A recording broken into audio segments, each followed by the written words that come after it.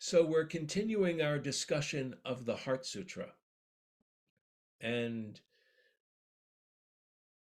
we've reached a really critical point today in the discussion. And so I'd like to offer this as a place to begin, and then we'll go back and do a slight review and bring it forward again.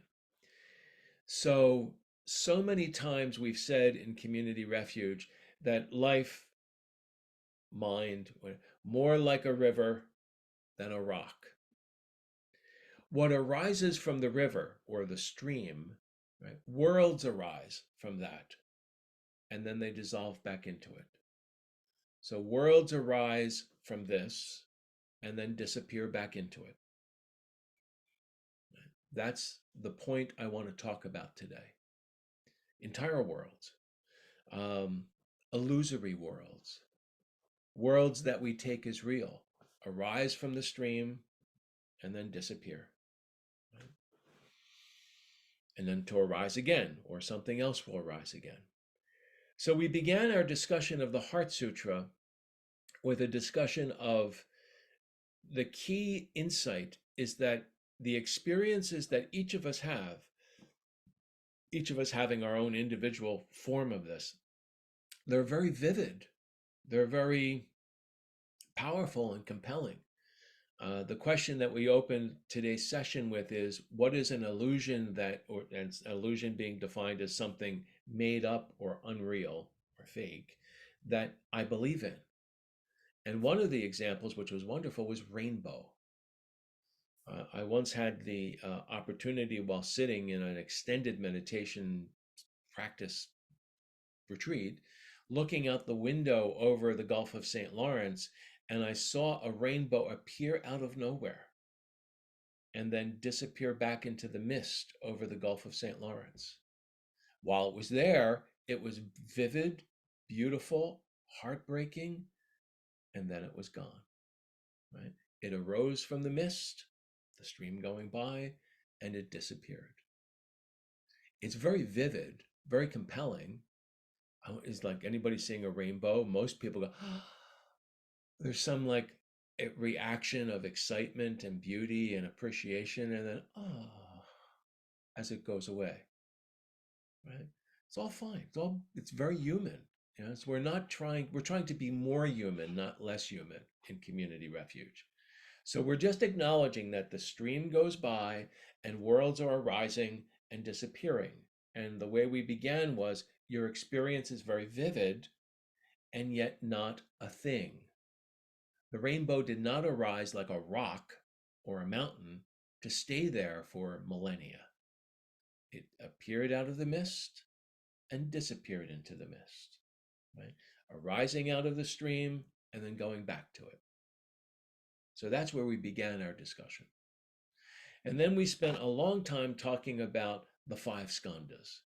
So it says in the Heart Sutra that Avalokiteshvara saw that the five skandhas were empty of nature. And in the language we've been using, he saw they weren't rocks. They were more like a river than a rock. They were experiences that continue moment by moment by moment, and yet they're not solid things. And so we talked about the five skandhas as the experience of separateness, our reaction to what's happening, our sort of gut level reaction, the names that we put on things, the stories that we put on things, like we build up out of the names, and then our belief in the person telling the story. And that process of ego building up, of getting more and more elaborated, right, is not a thing.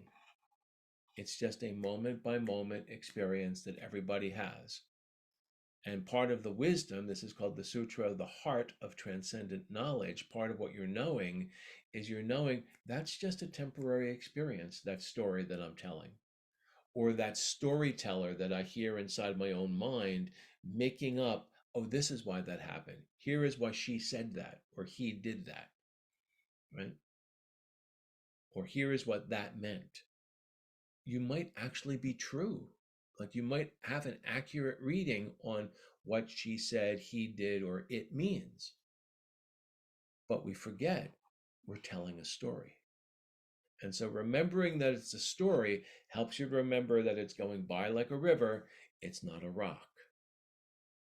And so the Heart Sutra continues with no birth and no cessation. Now I'm going to, the core illusion that I want to talk about is we believe that those five skandhas going by, that gives birth to me. I'm here. I'm the one telling the story. That's me having that feeling, that emotion, that memory, that desire, that reaction. Here I am, right? Um, I'm going to do it my way. Of course I'm here, right? It's just so fast. And it's very compelling. I mean, don't you all believe you're there? And if you are there as a solid thing, so this is again empty of nature, doesn't mean you're not having the experience. That's why we began with experience is vivid, right? There's an experience happening, but you give it, and I give it, the name of an illusion. We call it me. And then there's a time when me started. Terrible English, but good Dharma.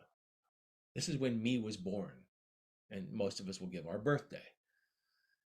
This is who me was in a previous life, if you can go back that far, right? Here's who me will be the next time, right? We believe in me. We believe in, and I think doing it in bad English helps us let go of the, what's being talked about, right? It's the me holding on to the story, right? Believing in the story that I'm telling and the storyteller, which is just me, right? It's just me telling the story, right? So we believe that there was a birth.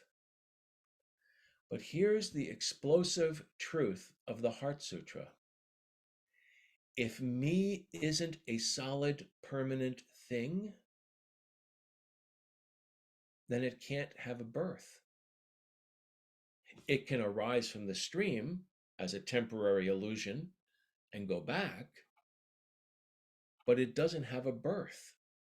To say something has a birth is to say that there was a moment when this solid, permanent thing came together. And that's what blew the minds of the listeners to the Heart Sutra as it was proclaimed. There is no you. You is an illusion. The experience that you're having could be very vivid, very compelling. Awareness is arising and dissolving. No one's arguing with that, right?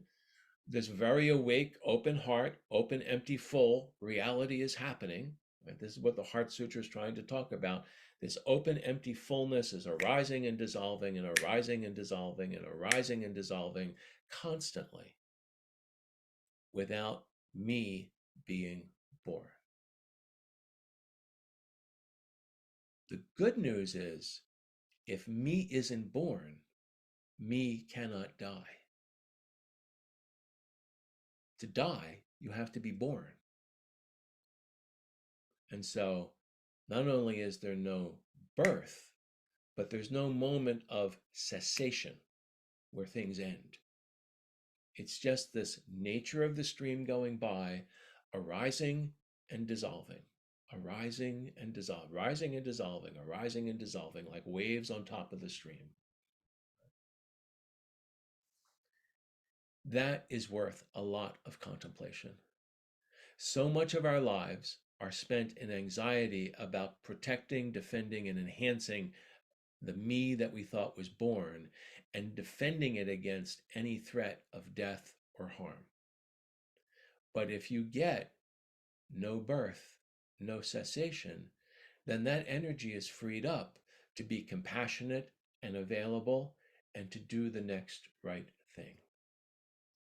So the Heart Sutra goes into full gear with no birth, no cessation.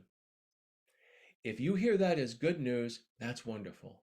And if you hear that as a challenge, equally good, because it's challenging a belief in the illusion of a permanent me.